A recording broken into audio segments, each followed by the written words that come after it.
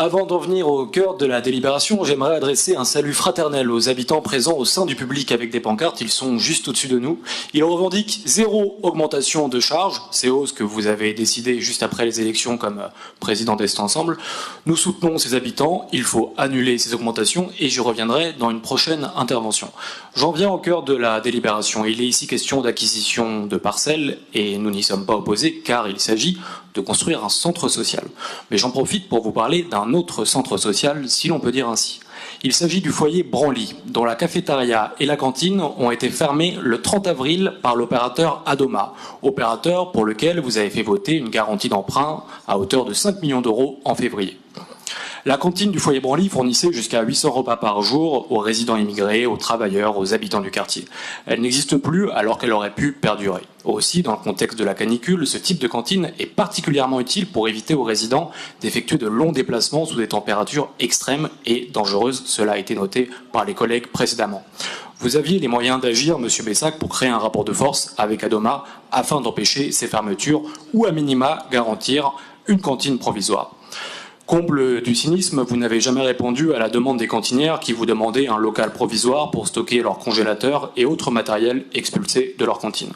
Vous parlez souvent de bien commun, de résistance et d'humanisme, mais où sont ces valeurs quand des travailleurs immigrés sont privés d'accès à des repas pas chers et de qualité ? Adoma fait des ravages dans tout le pays, et vous le savez. Au foyer d'Argenteuil, les conditions d'habitat des résidents sont indignes. C'est la même chose dans de nombreuses villes, à Nice ou encore au foyer Siqueiros, à Saint-Denis, où le maire insoumis Bali Bagayoko soutient les résidents avec force. Et ici, à Montreuil, vous avez fait le choix, Monsieur Bessac, d'être complice des méfaits de l'opérateur Adoma. Vous êtes donc co-responsable des malheurs des résidents du foyer Branly et des cantinières, et je crois que les Montreuillois s'en souviendront. Notre demande est simple, j'en termine par là. Nous demandons immédiatement la réouverture urgente de la cafétéria et d'une cantine provisoire à proximité du foyer. Petit rappel à l'ordre, ça n'était pas le sujet des délibérations. Je rappelle que le moment du débat politique préalable permet aux différents groupes de poser les sujets qu'ils souhaitent. Il y a un vrai dysfonctionnement démocratique dans ce conseil municipal en fait. Donc on va avoir des amendements qu'on va présenter par rapport au règlement intérieur, car c'est pas possible qu'on fonctionne ainsi en fait.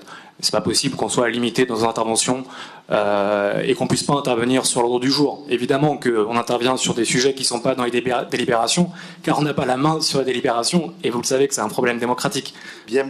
C'est pour ça que nous avons instauré un débat liminaire préalable dans lequel les groupes peuvent s'exprimer sur l'ensemble des sujets qu'ils veulent et ensuite naturellement on reprend le cours normal de notre conseil municipal. Je vous indique également que vous avez la possibilité de poser des questions orales et écrites dans le cadre du règlement intérieur et je vous invite vraiment à participer à la conférence des présidents et à la commission technique qui permet d'avoir accès à un certain nombre d'informations. Excusez notre jeune expérience municipale, mais je ne sais pas de quoi vous parlez en parlant de débat, qu'on a eu le temps d'un débat préliminaire.